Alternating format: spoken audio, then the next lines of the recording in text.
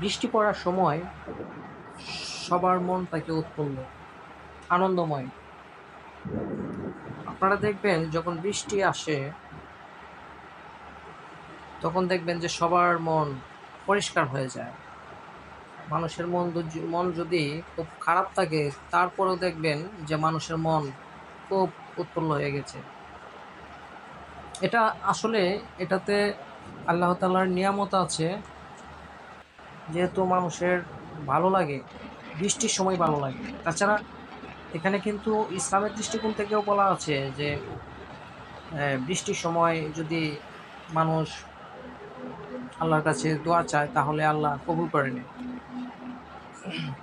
এরকম কোরআনেও আছে যে সূরা কাফ আয়াত নাম্বার ৯, সেখানে বলা আছে যে আর আমরা আকাশ থেকে বর্ষণ করি বরকতময় পানি।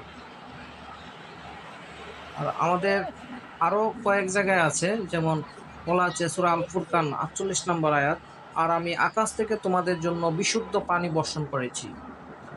আমাদের প্রিয় নবী হযরত মুহাম্মদ সাল্লাল্লাহু আলাইহি ওয়াসাল্লাম তিনিও বলেছেন যে বৃষ্টির সময় দোয়া কবুল হয়। সুতরাং আমাদের বোঝা উচিত যখন বৃষ্টি হয়, এখানে যে বৃষ্টি আসলেই মানুষের মন আসলে উৎফুল্ল হয়ে যায়, আনন্দময় হয়ে যায়। এটার রহস্য এটাই। বৃষ্টির সময় আল্লাহ তাআলার একটা নিয়ামত থাকে এখানে।